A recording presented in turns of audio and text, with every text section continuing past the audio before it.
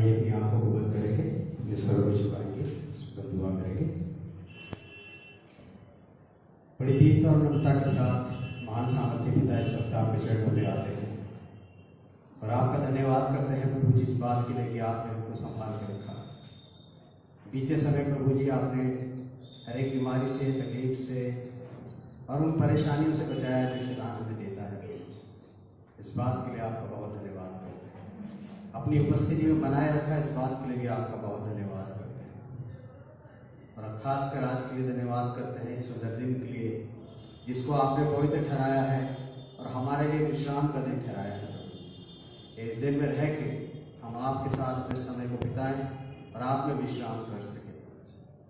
हाँ प्रभु जी, हम जानते हैं कि जब तक हम इस संसार की बातों में लगे रहते हैं तब तक हम आपसे बिछड़े रहते हैं, लेकिन प्रभु जी जब हम आपके सम्मुख आते हैं तो आप अपना अनुग्रह, अपनी दया और अपना प्रेम हम तो बरसाते हैं।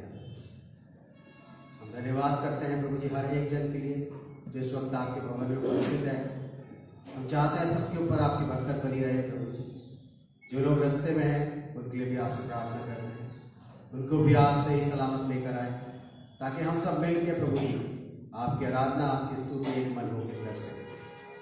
हाँ प्रभु जी, जितने लोग किसी कारणवश नहीं आ पाते हैं, हाँ प्रभु जी आप उनके मनों से बात करें, उनको सिखाएं कि आपकी उपस्थिति में रहना हमारे जीवन के लिए कितना ज़रूरी है।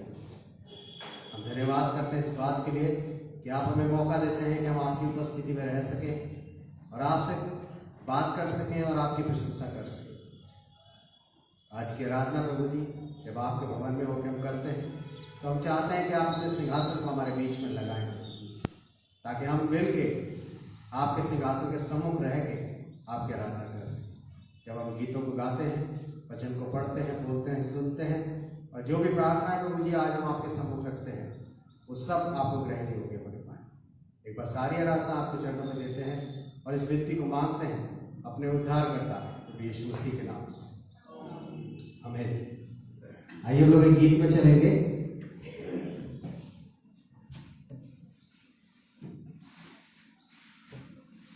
गीत नंबर 90, गीत नंबर 90, प्यारो हिम्मत बांधो आगे बढ़ो क्रूस का निशान। आइए अपनी जगह पे हम खड़े हो जब इस गीत को गाते हैं। प्यारो हिम्मत बांधो आगे बढ़ो क्रूस का निशान, जीतेंगे हम, प्यारो हारेगा शैतान, जीतेंगे हम, प्यारो हारेगा शैतान। प्यारो हिम्मत बांधो आगे बढ़ो क्रूस का निशान, जीतेंगे हम, प्यारो हारेगा शैतान, जीतेंगे हम, प्यारो हारेगा शैतान।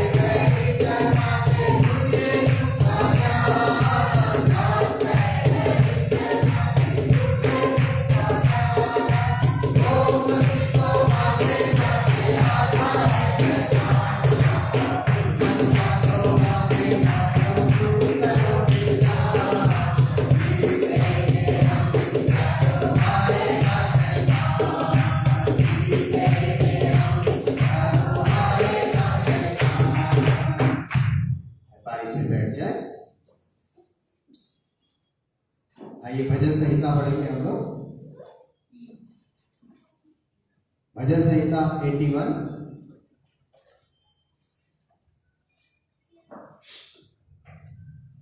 भजन संहिता 81, भजन संहिता 81। मैं रिक्वेस्ट करूंगा बहन सलोमी से इसको पढ़ दें।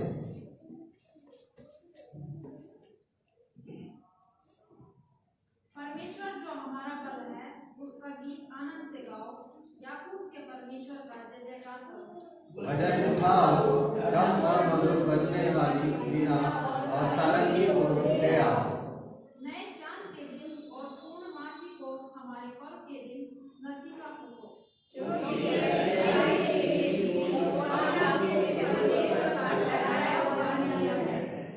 इसको उसने यूसुफ में चितौनी की रीति पर उस समय चलाया जब वो मिस्र देश में चला। वहाँ मैंने एक अनजानी भाषा सुनी। मैंने उनके कंधों पर अपने बोझ को उतार दिया, उतर कर अपने बोला छोड़ा गया। तूने संकट में पड़कर पुकारा, तब मैंने तुझे छुड़ाया। बादल गरजने के गुप्त स्थान में से मैंने तेरी सुनी और मरीबा नाम सोते के पास तेरी परीक्षा की।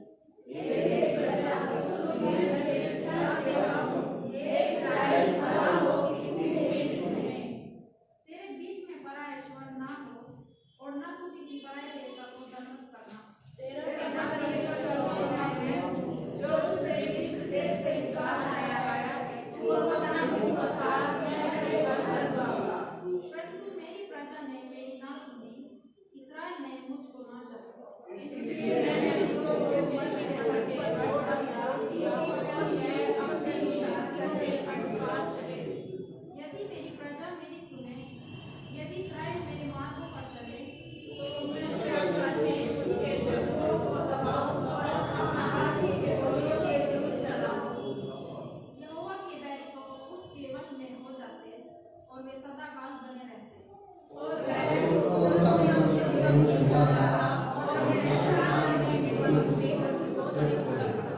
परमेश्वर के वचन के पढ़े और सुने जाने पर आशीष दे।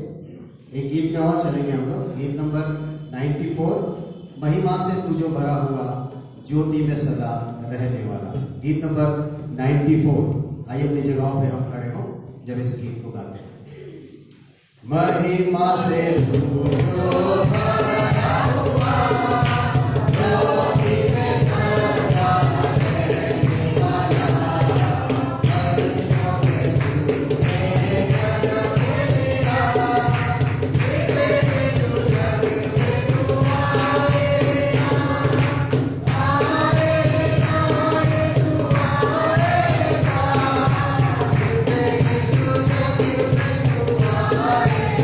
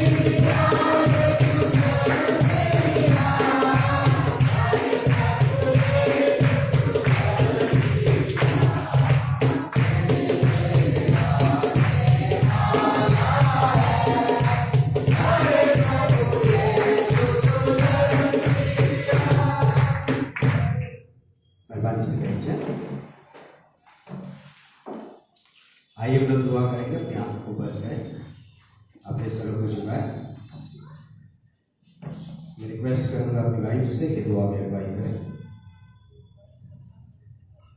धन्यवाद धन्यवाद मेरे परमेश्वर जी, सुंदर समय के लिए आपका धन्यवाद करते हैं। कितने होंगे जिन्होंने आज की सुबह नहीं देखी, पर हम तेरा धन्यवाद करते हैं खुदावन कि हम मिट नहीं गए। तेरी महाकरुणा का फल है कि आज हम जिंदगी जमीन पर कायम है मेरे परमेश्वर जी। तेरा धन्यवाद करते हैं, तमाम बरकतों और नियामतों के लिए आपका धन्यवाद करते हैं जो आपने हमारे जीवनों में निकाला है, कि आप हमारे मुहैया करने वाले परमेश्वर हैं मेरे परमेश्वर जी। हम तेरा धन्यवाद करते हैं कि आपने हमें हर प्रकार की बीमारी, परेशानी, एक्सीडेंट से बचा के रखा मेरे परमेश्वर जी। तेरा धन्यवाद करते हैं मेरे परमेश्वर की आज हमें आप बहुत बोला था, लेकिन आप हमें सेफ एंड साउंड यहाँ चर्च में लेके आए मेरे परमेश्वर जी। इस बात के लिए भी तेरा धन्यवाद करते हैं मेरे परमेश्वर जी। खासतौर से आज कलाम को तेरे हाथों में सौंपते हैं मेरे परमेश्वर जी। बोल तो पास्टर जी के हों, पर वचन आपकी तरफ से हो मेरे परमेश्वर। जब ये बोले पवित्र आत्मा आप इनको छूना, आपने अपने रूह का मसा करना मेरे परमेश्वर जी। तेरा धन्यवाद करते हैं खुदावन, जो भी वचन आगे बोए हमारे मनों में 100 गुना फल लाने वाला हो सके मेरे परमेश्वर। पूरी इबादत को शुरू से लेकर आखिरी तक आपके हाथों में सौंपते हैं। आपके मीठे और मुबारक नाम से मांगते हैं, सुनिए और ग्रहण करिए, आमीन। सबको जय मसीह की, जय मसीह की। किसी को नींद तो नहीं आ रही? नहीं आ रही? जय मसीह की। चलिए, एक बच्चे की आवाज बहुत तेज आई थी, है ना? हालेलुया। चलिए, आज हम बात करेंगे आराम के बारे में। आराम कितने लोगों को पसंद है? एक बस, बाकी किसी को आराम पसंद नहीं है। 2 और कोई? 3 बता दीजिए। 4 एक एक करके सोच सोच के हाथ उठाते हैं तो पता नहीं क्या हो जाए तुम्हारा, है ना? ऐसा कुछ नहीं है। विश्राम कितने लोगों को अच्छा लगता करना? अब बताइए, विश्राम शब्द इस्तेमाल कर रहा हूं। 1 2 3 4, चलिए 5, एक और है। चलिए, पहले तो मैं आपको ये बता देता हूं कि विश्राम शब्द या आराम शब्द जो है उसका इजाद किसने किया था पता है आपको? उसकी खोज किसने करी थी? चलिए इंग्लिश में बात करते हैं। रेस्ट शब्द जो है, रेस्ट, REST, रेस्ट, हिंदी में उसको विश्राम बोलेंगे और उर्दू में उसे आराम बोलेंगे, है ना? इस शब्द की उत्पत्ति किसने करी थी या खोज किसने करी थी? Any guess? कहां से आवाज आई? सही आवाज आई, गुड। विश्राम शब्द की जो खोज थी वो परमेश्वर ने करी थी। जानते कैसे? 6 दिन काम के साथ। यस, परमेश्वर ने 6 दिन काम किया और 7वें दिन आराम किया। ये मैं नहीं कह रहा, ये हमें बाइबल बताती है ना? तभी से हम इस शब्द को जानते हैं कि जो विश्राम शब्द है या जो आराम शब्द है या जो रेस्ट शब्द है वो परमेश्वर की तरफ से ही आया। सबसे पहले परमेश्वर ने ही आराम किया, उसके बाद इस शब्द को आगे बढ़ाया गया। और इस शब्द की अहमियत हम सबके जीवन में बहुत है। हम सब आराम करना चाहते हैं, हम सब रेस्ट करना चाहते हैं, है ना? दिन भर सब लोग काम करते हैं, उसके बाद शाम को थक जाते हैं और फिर रात में आराम करते हैं। कई लोग दिन में भी आराम करते हैं और आराम करना कोई गलत बात नहीं है। इसलिए इस सवाल को मैं दोबारा दोहराता हूं कि कितने लोग आराम करना पसंद करते हैं? अब तो पता है, अब भी सोचते हैं कि हाथ उठाएं या ना उठाएं, है ना? लेकिन सब लोग आराम करते हैं। लेकिन आज कुछ ऐसी बात पे हम बात करेंगे कि जो शब्द है रेस्ट या जो शब्द है विश्राम, इसका सही मायने क्या है, इसका अर्थ क्या है और हम इस शब्द को अपने जीवनों में किस तरीके से लेके आते हैं या किस तरीके से लेके चलते हैं। चलिए मेरे साथ एक आयत निकाल लें। मत्ती की पुस्तक उसका 11वां अध्याय और उसकी 28वीं आयत। बड़ी कॉमन वर्स है और अक्सर इस वर्स को बोला जाता है, अक्सर इस वर्स पे बात की जाती है। मत्ती उसका 11वां अध्याय और उसकी 28वीं आयत। मत्ती 11 और उसकी 28वीं आयत। जी, अगर किसी को मिल जाए तो बड़े आराम से इसको पढ़े। हे सब परिश्रम करने वालों यहां पर लिखा हुआ है कि हे सब परिश्रम करने वालों और बोझ से दबे हुए लोगों मेरे पास आओ, मैं तुम्हें विश्राम दूंगा। ये जो आयत है अक्सर इस पे बात की जाती है, अक्सर इस पे हम लोग बहुत से लोगों से सुनते हैं, या अक्सर इस आयत को हमने जगह जगह कोट के साथ घरों में या कहीं कहीं लगा हुआ देखा होगा। और ये वाली आयत में जब हम बात करते हैं कि हे सब परिश्रम करने वालों और बोझ से दबे लोगों मेरे पास आओ, मैं तुम्हें विश्राम दूंगा या आराम दूंगा, तो इसका अर्थ हम क्या निकालते हैं, इसका मतलब हम क्या निकालते हैं? पहली बात तो समझने वाली बात यह है कि ये कॉल किसकी तरफ से है। अगर कोई कह रहा है, यहां पर कोई बात कर रहा है कि हे सब परिश्रम करने वालों और बोझ से दबे लोगों मेरे पास आओ, यानी कोई एक ऐसा व्यक्ति है जो अपने पास बुला रहा है किसी पर्पस के लिए, किसी बात के लिए वो आपको इनविटेशन दे रहा है या किसी बात के लिए आपको वो बुला रहा है। और इसमें स्पेसिफिक लोगों को मेंशन भी किया हुआ है, वो किन लोगों को अपने पास बुला रहा है, किन लोगों को बुला रहा है कि जो बोझ से दबे हैं और जो परिश्रम करने वाले। अब बात उठती है कि परिश्रम करने वाले और बोझ से दबे, ये किस तरीके का परिश्रम है, किस तरीके की मेहनत है और ये किस तरीके का बोझ है कि जिससे वो दबे हुए हैं, या किस तरीके की वो मेहनत करते हैं जिससे वो फ्री होना चाहते हैं।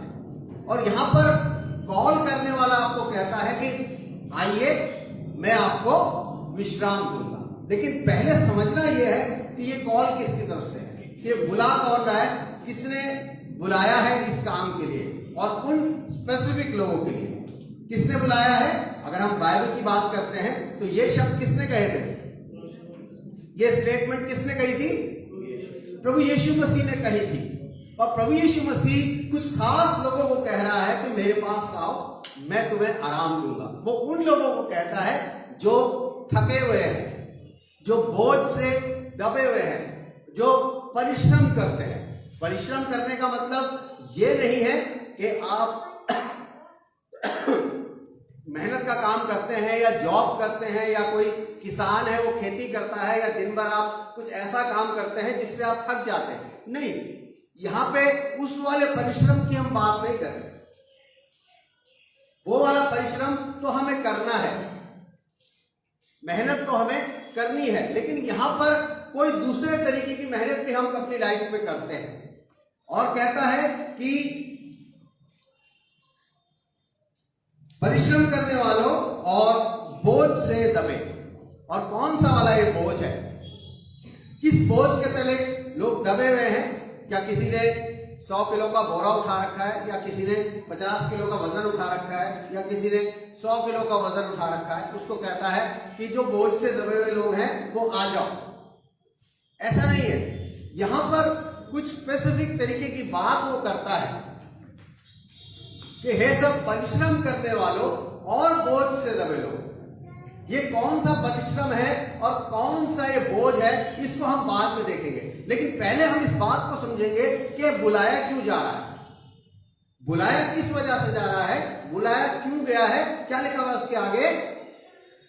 बोझ से दबे लोगों मेरे पास आओ, मैं तुम्हें विश्राम दूंगा, मैं तुम्हें विश्राम दूंगा। बताना चाहता है कि प्रभु यीशु मसीह का एक कॉल है उन लोगों के लिए जो बोझ से दबे हैं, जो परिश्रम करते हैं। कौन सा वाला परिश्रम? इस संसार में रह के बहुत सा परिश्रम ऐसा है जो मनुष्य को करना नहीं है,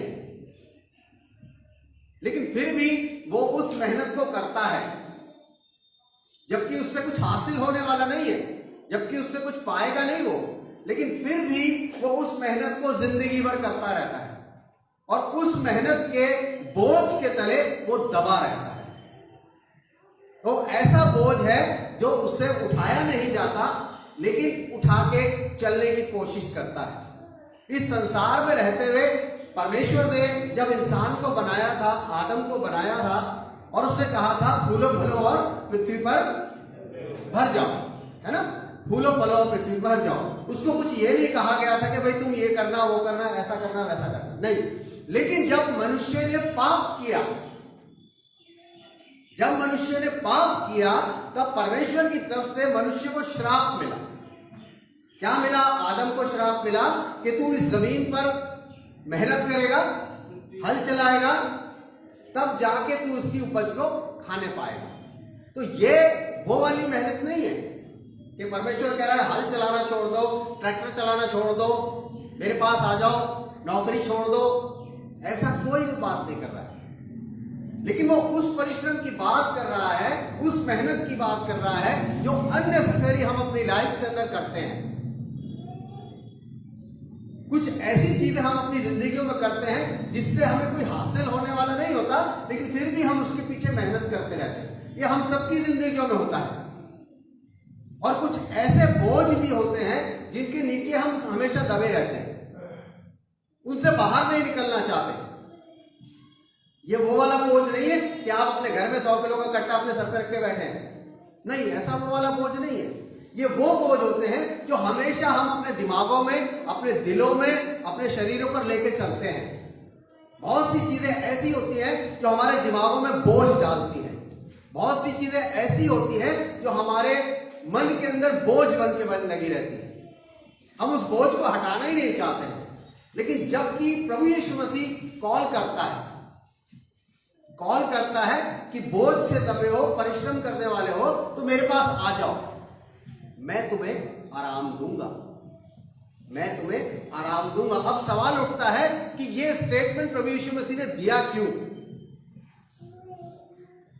जब ये वाली बात प्रभु यीशु मसीह कहता है कि बोझ से दबे हुए लोगों मेरे पास आओ, मैं तुम्हें आराम दूंगा, ऐसा उसने क्यों कहा? चलिए एक वर्ष में चलते हैं पुराने नियम के अंदर, तब पता चलेगा कि ऐसा क्यों है। मेरे साथ आप निकाल लें निर्गमन की पुस्तक, उसका 33वां अध्याय, निर्गमन 33, उत्पत्ति के बाद दूसरी किताब है, पुराने नियम की दूसरी किताब निर्गमन, निर्गमन उसका 33वां अध्याय, एक्सोडस 33, निर्गमन 33 और उसकी 14वीं आयत, वर्स 14। यहोवा ने कहा, ध्यान से सुनिएगा। अभी हम बात कर रहे थे प्रभु यीशु मसीह के कथन की या प्रभु यीशु मसीह के स्टेटमेंट की, लेकिन जब हम निर्गमन में आते हैं, पुराने नियम के अंदर आते हैं, तो यहां पर ये वाली आयत जो है, ये वाली बात जो है, कैसे शुरू होती है? कैसे शुरू होती है? यहोवा ने कहा, यानी कि परमेश्वर कुछ बात कहना चाह रहा है, कुछ बात बताना चाह रहा है, वो भी कोई स्टेटमेंट देना चाह रहा है। जैसे प्रभु यीशु मसीह ने कहा था कि परिश्रम करने वालों और बोझ से दबे लोगों मेरे पास आओ, मैं तुम्हें विश्राम दूंगा, मैं तुम्हें आराम दूंगा। लेकिन यहां पर जब हम देखते हैं तो पुराने नियम के अंदर निर्गमन की किताब में प्रभु यीशु मसीह की जगह परमेश्वर ने कहा, यहोवा ने कहा मैं आप चलूंगा और तुझे विश्राम दूंगा। बहुत छोटी सी बात है, लेकिन समझने वाली बात। बहुत छोटी सी लाइन है, लेकिन समझना बड़ा जरूरी है। वो कहता है कि यहोवा ने कहा मैं आप चलूंगा और तुझे विश्राम दूंगा। आप समझ पा रहे हैं इस बात? परमेश्वर आपका बोझ खुद उठा के चलना चाहता है और आपको आराम देना चाहता है। परमेश्वर कहता है कि आओ, वो कहता है मैं चलूंगा, तुम्हें चलने की भी जरूरत नहीं है, मैं तुम्हें अपनी गोद में उठा के चलूंगा। तुम्हें आराम दूंगा। जब एक छोटा बच्चा अपनी मां के साथ चल रहा होता है तो क्या होता है, चलते चलते बच्चा कहता है मम्मी मैं थक गया, तो मां क्या करती है, बच्चे को गोद में उठाती है। मां बैठ नहीं जाती, मां तब भी चलती रहती है। बच्चा थकता नहीं है, लेकिन मां चलते चलते थकती है। परमेश्वर क्या कहता है कि मैं आप चलूंगा, मैं तो चलता रहूंगा, लेकिन तुम्हें विश्राम दूंगा। तुम्हारा जो बोझ है, तुम्हारा जो परिश्रम है, अगर तुम उसको मेरे पास ले आओगे तो तुम्हारा परिश्रम खत्म हो जाएगा, फिर काम मेरा चालू हो जाएगा। तभी प्रभु यीशु मसीह ने कहा कि बोझ से दबे हुए लोगों, परिश्रम करने वाले लोगों, मेरे पास आओ, मेरे पास आओ। लेकिन सवाल ये उठता है कि क्या हम परमेश्वर के पास जाते हैं अपने बोझ को लेके? क्या हम आराम पाना चाहते हैं? जब परमेश्वर ने इजराइलियों को मिस्र देश से निकाला था तो उनको कहा था मैं तुम्हें एक ऐसी जगह पहुंचाऊंगा जहां पर दूध की और शहद की नदियां बहती हैं। बड़ी अच्छी बात है भाई। परमेश्वर ने कहा चलो वहां पहुंचो। अब लोगों ने चलना शुरू कर दिया, लेकिन कितने टाइम में वो वहां पहुंचे किसी को पता है? उनको वहां पहुंचने में कितना टाइम लगा? 40 साल। 40 साल कम होते हैं। और सफर कितने दिन का पता है जी? 11 दिन का सफर था। 11 दिन का सफर कितने दिनों में तय किया? 40 सालों में।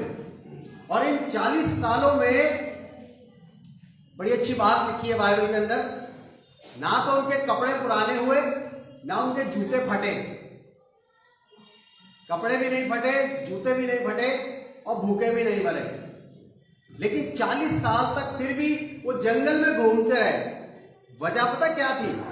वो अपना बोझ खुद ही उठाना चाहते थे, जबकि परमेश्वर उनके साथ चल रहा था। बाइबल में लिखा है कि दिन में वो बादल का खंभा बन के उनके साथ चलता था और रात में आग का खंभा बन के। जानते हैं इन दोनों बातों का मतलब? इन दोनों बातों का मतलब यह है कि जिस जगह से वो गुजरते थे ना, जिस जगह से वो जा रहे थे, वो जगह ऐसी थी जहां दिन में गर्मी पड़ती है और रात में ठंड पड़ती है।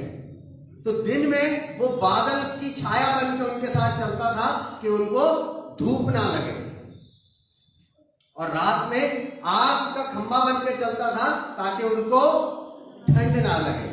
लेकिन फिर भी बड़ी अच्छी बात है, लिखा है वो बुड़बुड़ाते रहते थे, कुड़कुड़ाते रहते थे और अपने बोझ को नहीं हटाना चाहते थे। परमेश्वर ने प्रॉमिस किया कि मैं तुम्हें ऐसी जगह पहुंचाऊंगा जहां पर शहद और दूध की नदियां बहती हैं। वहां तुम्हें मेहनत नहीं करनी पड़ेगी, वहां तुम्हें कुछ नहीं करना पड़ेगा। लिखा है कि जाओ और उस देश को अपने कब्जे में ले लो। अपने कब्जे में लेने का मतलब परमेश्वर दे रहा था तो ले लो। लेकिन यहां पर ये चलते चलते चलते चलते इतना ज्यादा अपने ऊपर बोझ उठा रखा था इन्होंने। कुड़कुड़ाते रहते थे, बुड़बुड़ाते रहते थे, मन में खुश नहीं रहते थे, परेशान रहते थे।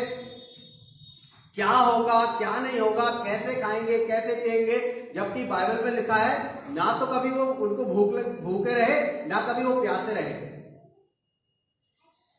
हर चीज उनको वहां मिलती गई, लेकिन फिर भी अपना बोझ उठा के वो चलते रहे। प्रभु यीशु मसीह ने कहा कि सब परिश्रम करने वालों और बोझ से दबे लोगों, मेरे पास आओ, मैं तुम्हें विश्राम दूंगा। विश्राम नहीं चाहिए, अपना बोझ खुद उठाएंगे, खुद चलेंगे। परमेश्वर ने कहा मैं चलूंगा, तुम्हें चलने की जरूरत नहीं है, मैं आप चलूंगा और तुम्हें विश्राम दूंगा। वो खुद इस बात को कहता है कि मैं चलूंगा, भाई तुम्हें चलने की जरूरत नहीं है, तुम्हारा बोझ मैं उठाऊंगा, तुम्हारा परिश्रम मैं करूंगा, तुम क्यों करते हो? बस तुम्हारा एक काम है, तुम आ जाओ मेरे पास। ऐसा थोड़ी होता है। अपना काम तो हमें अपने आप ही करना पड़ेगा। कह दिया, ऐसा नहीं होता है, ऐसा होता है। एक आयत निकाले मेरे साथ, यशाया 63, यशाया 63 और उसकी 9वीं आयत। उनके सारे संकट में, ध्यान से सुनिएगा, यहां पर लिखा है उनके सारे संकट में उसने भी कष्ट उठाया। उसने भी कष्ट उठाया। ये किसकी बात हो रही है पता है? ये उन लोगों की बात हो रही है जिन्हें परमेश्वर मिस्र देश से निकाल के लेके आया था। और यहां पर जब हम पढ़ते हैं तो लिखा है कि उनके सारे संकट में उसने भी कष्ट उठाया। किसने? परमेश्वर ने भी कष्ट उठाया। परेशान वो थे, निकल के वो आ रहे थे, लेकिन ऐसी बात नहीं है कि वो ही परेशान हो रहे थे। यहां लिखा है कि परमेश्वर भी उनके साथ परेशान था। लिखा हुआ है कि उनके सारे संकट में उसने भी कष्ट उठाया और उसके सम्मुख रहने वाले दूत ने उनका उद्धार किया। परमेश्वर के साथ जो दूत रहते थे वो उनके साथ उनकी हेल्प करते हुए चलते थे, उनकी मदद करते हुए चलते थे। परमेश्वर भी उनके साथ इस बात से परेशान था कि इनको जंगलों में घूमना पड़ रहा है, इनको धूप में घूमना पड़ रहा है, इनको ठंड में घूमना पड़ रहा है, इनको परेशानी उठानी पड़ रही है। लिखा है उसने भी कष्ट उठाया, उसे भी बुरा लग रहा था, उसे भी बुरा लगता था। अजीजों, आज परमेश्वर हमें बुलाता है, कहता है मैं चलूंगा तुम्हारी जगह, मैं मेहनत करूंगा तुम्हारी जगह, मैं तुम्हारा बोझ उठाने को तैयार हूं, मेरे पास आओ। लेकिन हम उसके पास आना पसंद नहीं करते। हम आराम नहीं पाना चाहते क्योंकि हमें सांसारिक आराम दिखाई देता है, हमें आत्मिक आराम नहीं दिखाई देता है। जब तक हम इस संसार में हैं तब तक परेशानियां, तकलीफें, मुसीबतें, बीमारियां घेरी रहेंगी, घेर के रखेंगी और हमें कभी आराम नहीं लेने देंगी। कभी हम आराम करने के लिए लेटते हैं तो हमारे दिमाग में बहुत सी चीजें चलती हैं, हमारे मन में बहुत सी चीजें चलती हैं। बहुत से लोग रात में सोते हैं और सोते सोते उठ जाते हैं एकदम से। पूछा क्या हुआ, तो बात आ गई दिमाग में। सोते सोते सो रहे हैं फिर भी उठ के बैठ जाते हैं। इसका मतलब डीप स्लीप नहीं करते हैं, सुख की नींद नहीं सोते हैं, चैन की नींद नहीं सोते हैं। क्यों? क्योंकि परमेश्वर चैन की नींद देने वाला है, विश्राम वो देता है। जब तक हम उसके हाथ में सारी चीजों को सौंपेंगे नहीं तब तक हम कैसे सो पाएंगे? हम अपनी जद्दोजहद में लगे रहते हैं, ऐसे करेंगे, वैसे करेंगे, ऐसे होगा, वैसे होगा, ऐसे करना पड़ेगा, उसको कहेंगे, इसको कहेंगे, सारी उधेड़-बुन में हम लगे रहते हैं और हम सो नहीं पाते हैं। क्यों? क्योंकि हमने परमेश्वर के हाथ में कुछ सौंपा ही नहीं है। वो कहता है मैं चलूंगा, तुम्हें विश्राम दूंगा, करना मुझे है, मैं करूंगा, तुम्हें थोड़ी करना है। लेकिन हम उसे करने ही नहीं देते, खुद करने की कोशिश करते हैं और हम इसी चक्कर में लगे रहते हैं। साल दर साल, साल दर साल, साल दर साल निकलते चले जाते हैं, लेकिन वो चीजें हमारी होती नहीं है। हमारा बोझ हमारे पे से हटता नहीं है। क्यों? क्योंकि वो बोझ ऐसा है हमसे उठता भी नहीं है और हम देते भी नहीं है किसी को। अपने बोझ को लिए चलते हैं। बोझ के ऊपर मुझे एक कहानी याद आ जाती है अक्सर। एक व्यक्ति था, गांव से चला, अपनी पोटली ले गए, पोटली रखी सर पे और चल दिया। चलते चलते रेलवे स्टेशन पे पहुंचा, रेल आई और उसमें चढ़ गया और पोटली भी अपने सर पे रखी रही। रेल चल रही है, वो भी खड़ा है पोटली सर पे रख के। किसी सज्जन ने पास आके कहा भाई साहब पोटली रख दो।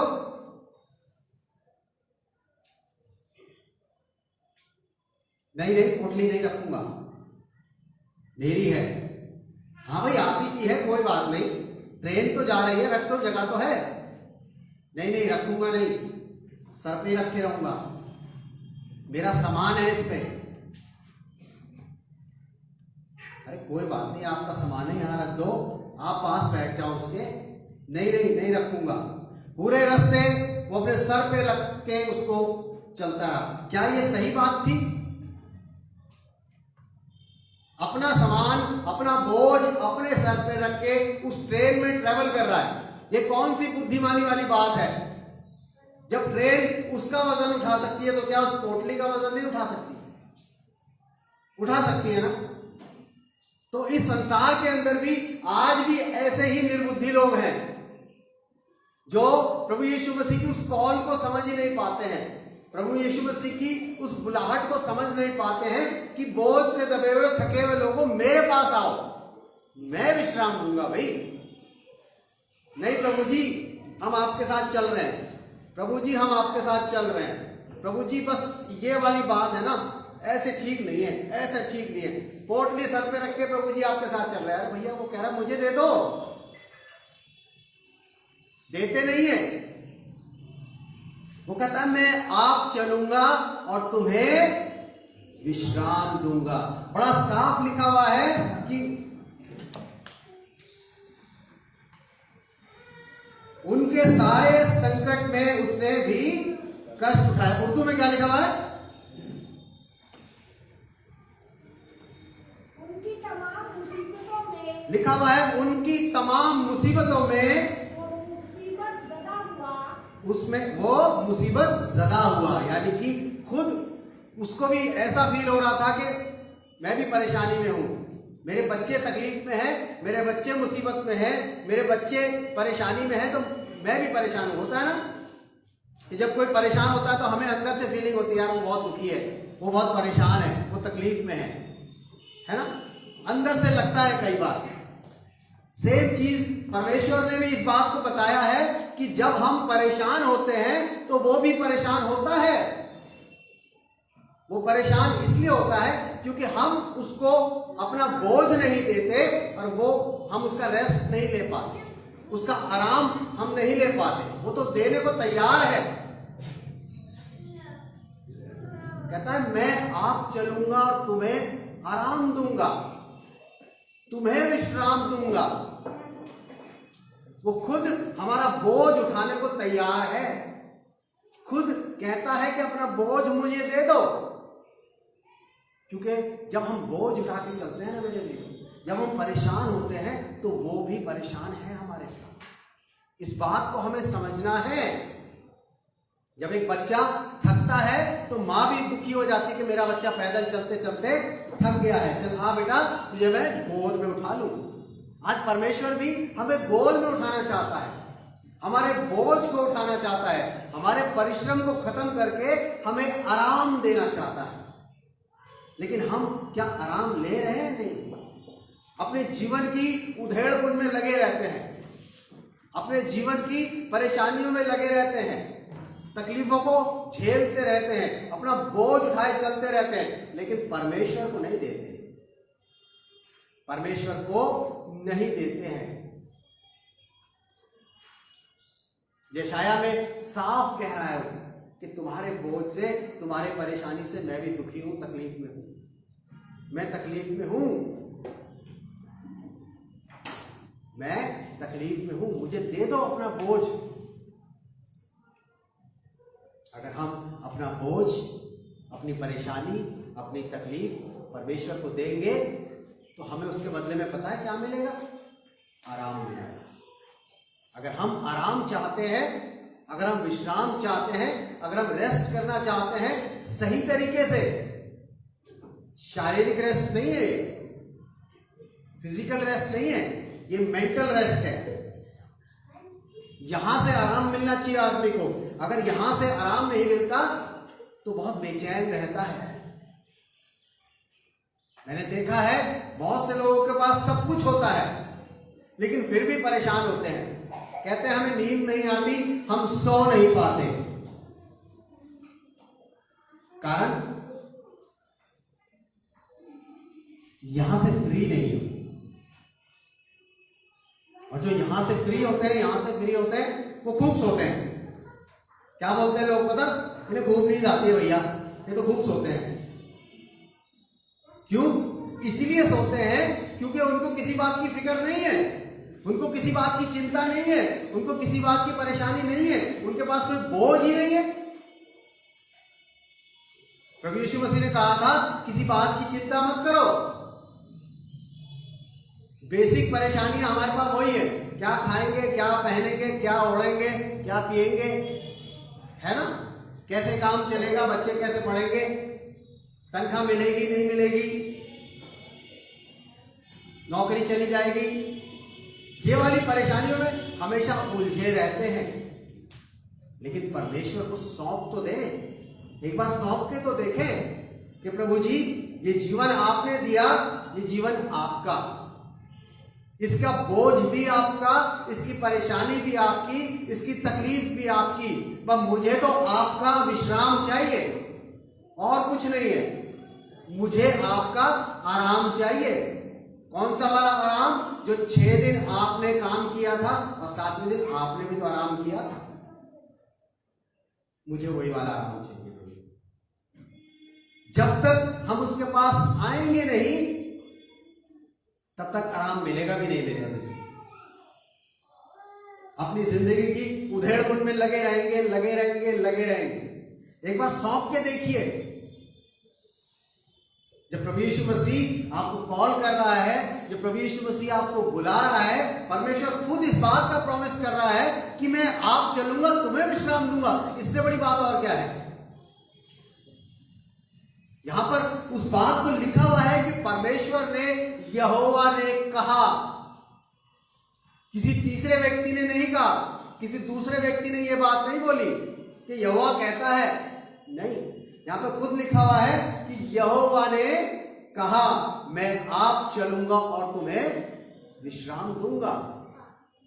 इस बात को समझना बहुत जरूरी है कि प्रभु यीशु मसीह इसीलिए कहता था कि मेरे पास आओ, अपना बोझ मुझे दे दो और तुम आराम करो, मैं तुम्हारा बोझ लेके चलता हूं। हम सब ट्रैवल करते हैं, हम सब घूमने जाते हैं या कहीं गाड़ियों में सफर करते हैं। स्टेशनों में हमने देखा है कुली होते हैं, है ना? क्या काम होता है कुलियों का? क्या काम होता है? हमारा सामान उठाना, और सामान हमारा कई बार बहुत भारी भारी होता है ना?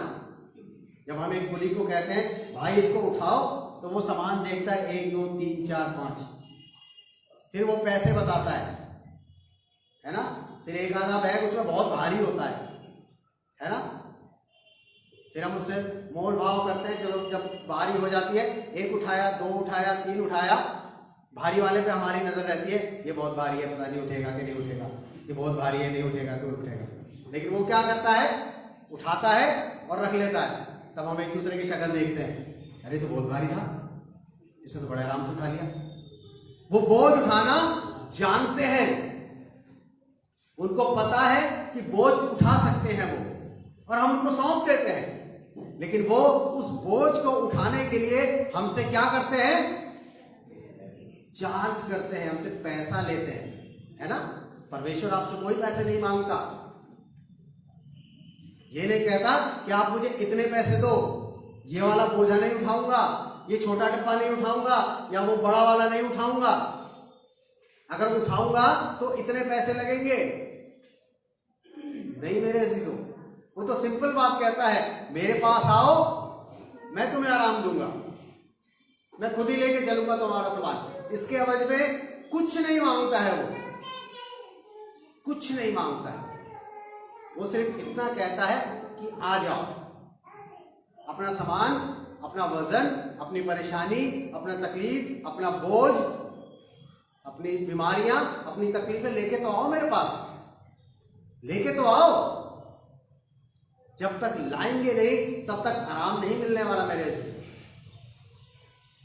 कहने सुनने में बहुत छोटी सी बात है, कि यहोवा कहता है मैं आप चलूंगा और तुम्हें विश्राम दूंगा।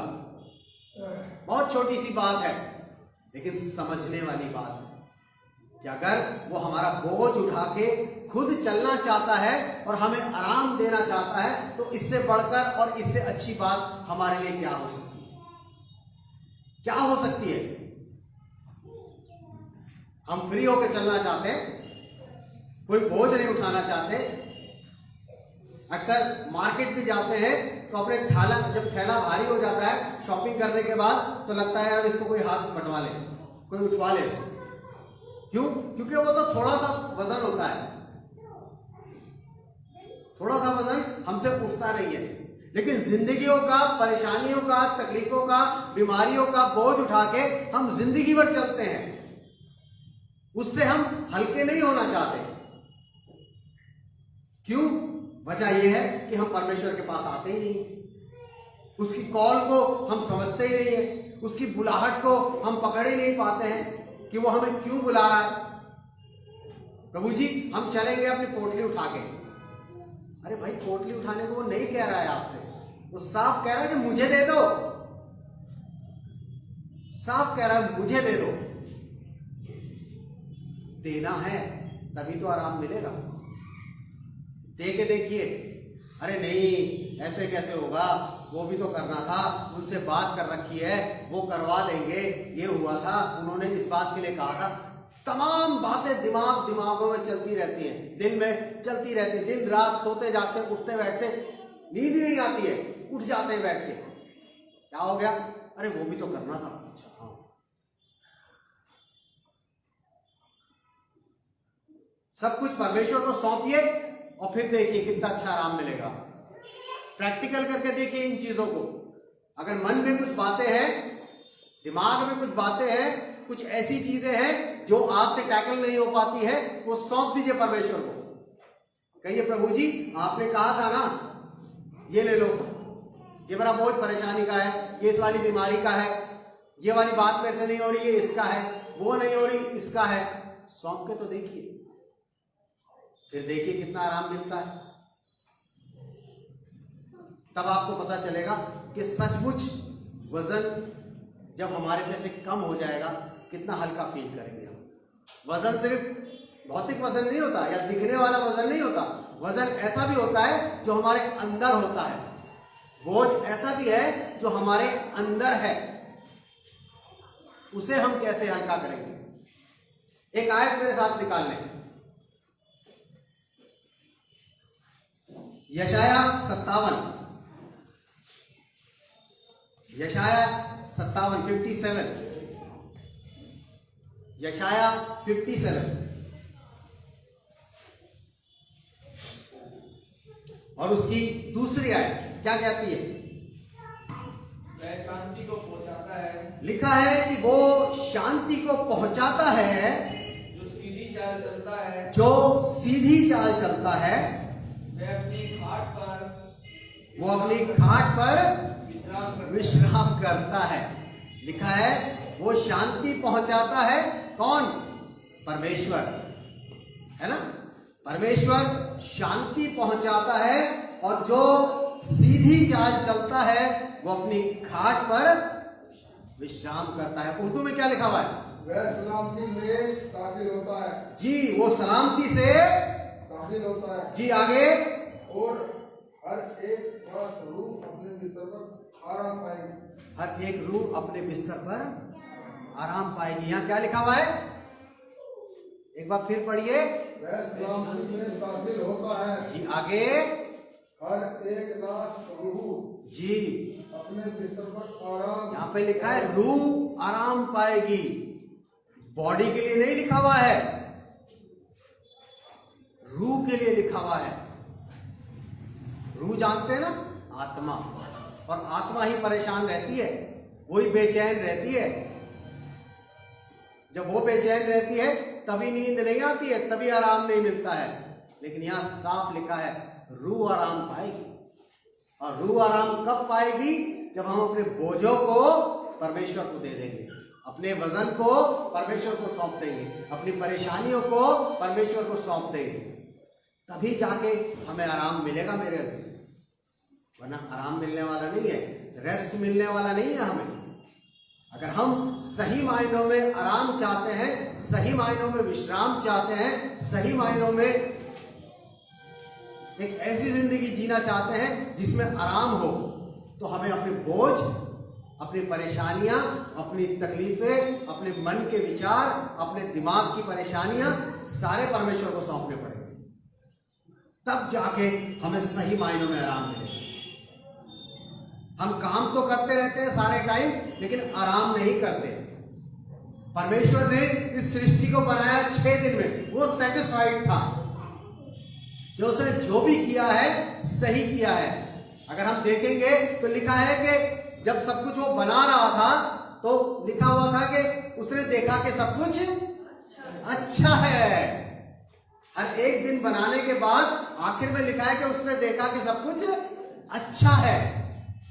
अगर उसको ये लगता कि कल यार सूरज बनाया था, कल चांद बनाए थे, कुछ गड़बड़ रह गई, अरे कल ठीक करना पड़ेगा, कल ठीक करना पड़ेगा।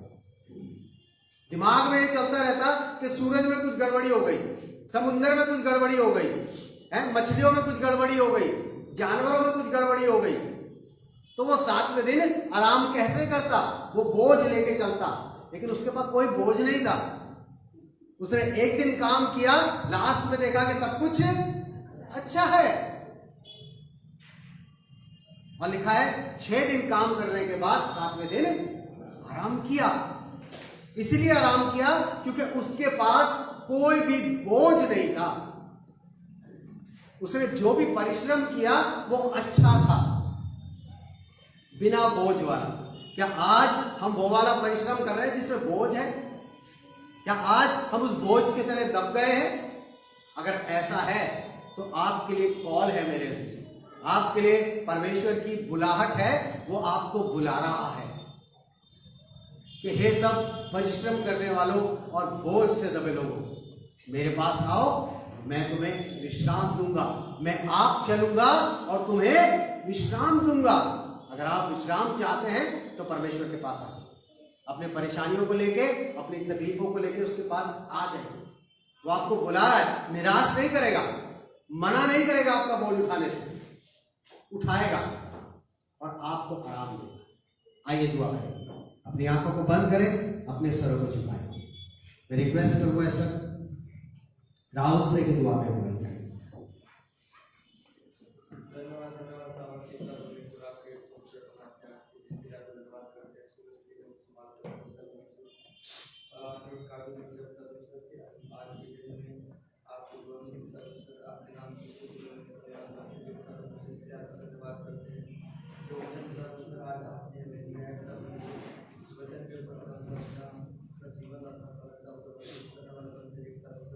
सभी के जीवन में इस वचन की आशीष को मांग लेते हैं।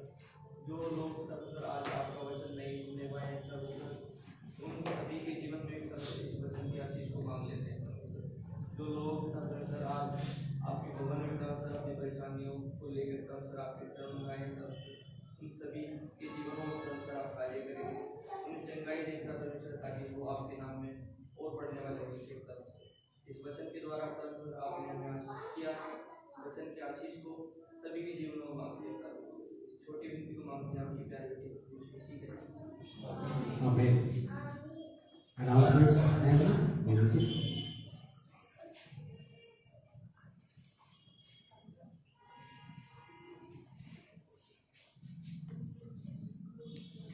यू। पिछले इतवार का चल रहा जनरल फंड 730 रुपये और पुअर फंड 700 रुपये, टोटल 1430 रुपये था। और आने वाले इतवार के सुबह 10 बजे होगी, आदि पास साहब होंगे, और जैसे कि लैंडेज की प्रेयर है वो ऐसा बताएंगे सुबह। जैसे कि आप सभी को पता है कि आने वाले 17 तारीख से हमारे रोजे स्टार्ट है, और 17 तारीख को हम लोग चर्च में अपनी दुआओं को शुरू करेंगे। तो पहली दुआ जो 17 तारीख को होगी, वो इस बार हम दुआएं शाम की नहीं रखेंगे, दुआएं इस बार हम दिन की रखेंगे।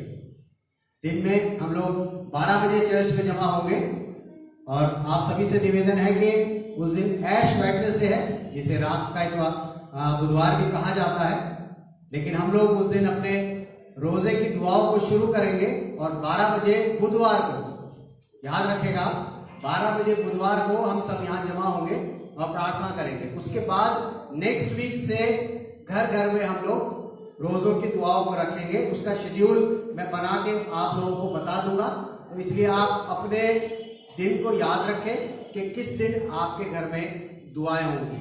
दुआएं शाम की नहीं है, दुआएं दिन में ही होंगी 12 बजे से। इसलिए आप लोग प्रिपेयर रहे अपने आप को, मैं आपको शेड्यूल दे दूंगा, तो आप अपने जिस भी दिन आपके घर होगी आप उस हिसाब से अपने टाइम को सेट कर लें, ताकि हम लोग दुआओं को कंप्लीट कर पाए। क्योंकि लास्ट ईयर कोरोना की वजह से कई घरों में दुआएं नहीं हो पाई थी।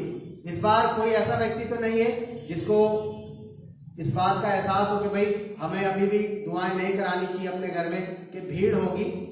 अगर आप में से किसी को भी ऐसा लगता है कि आपके घर में भीड़ की वजह से आप दुआ नहीं करवाना चाहते, तो आप मुझे बता दें। जोर जबरदस्ती नहीं होगी, क्योंकि हम इस चीज़ को समझते हैं कि अगर आप प्रिकॉशन ले रहे हैं तो कोई गलत बात नहीं है। अगर आप करवाना चाहते हैं तो भी कोई गलत बात नहीं, आप करवाएं, अच्छी बात है। अगर किसी को लगता है कि भाई इस वजह से भीड़ होगी, दुआ में लोग आएंगे और हम नहीं चाहते कि घर में भीड़ हो, तो आप मुझे बता दें। लेकिन मैं शेड्यूल बना के आपको दे दूंगा, जिसके घर में होती जाएगी मैं उनको बताता जाऊंगा, तो आप लोग अपनी तैयारी करते रहें, तो हम लोग सब दुआ में जमा होंगे। आइए एक गीत में चलेंगे और इस गीत के दौरान हम अपने नजरानों को प्रभु के सम्मुख लेके आएंगे। 306 गीत नंबर 306 306 306। आओ जग के लोग सभी, यीशु राजा बुलाता है। जी, गीत नंबर 306। जग के लोग सभी, यीशु राजा बुलाता है। आओ जग के लोग सभी, यीशु राजा बुलाता है।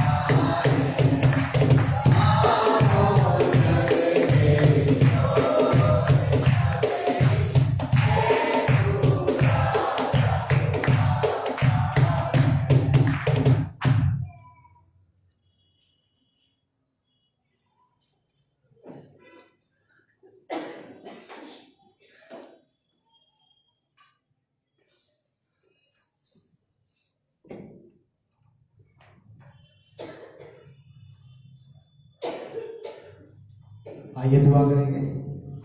धन्यवाद करते हैं महान सामर्थ्य पिता आपके लोगों के लिए जिन्होंने अपने हाथ को आपके लिए बढ़ाया है, जिससे भी अपनी घटती और अपनी बढ़ती में दिया है। प्रभु जी हम चाहते हैं कि आपके आकाश के झरोखे सबके ऊपर खुले रहे। यदि किसी के पास रोजगार की घटी है तो आप अपने खजाने से उनके लिए रोजगार का इंतजाम करें प्रभु जी, ताकि सब लोग आपकी आशीष को पा सकें और ये जान सकें कि सब कुछ देने वाले आप ही हैं प्रभु जी।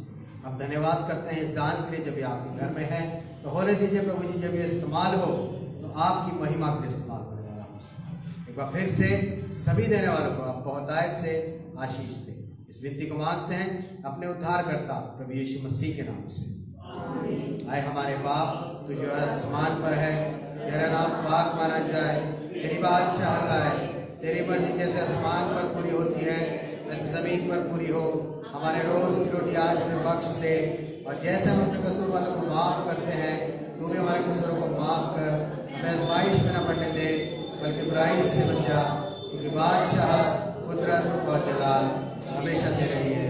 आमीन। और अब हमारे प्रभु यीशु मसीह का अनुग्रह, परमेश्वर पिता का प्रेम और पवित्र आत्मा की सहभागिता हम सब के साथ अब से लेके हमेशा तक होती रहे।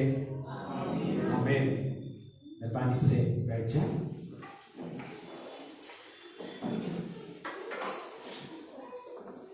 किसी के पास अगर कोई प्रेयर रिक्वेस्ट है तो आप मुझे बता दें जल्दी से।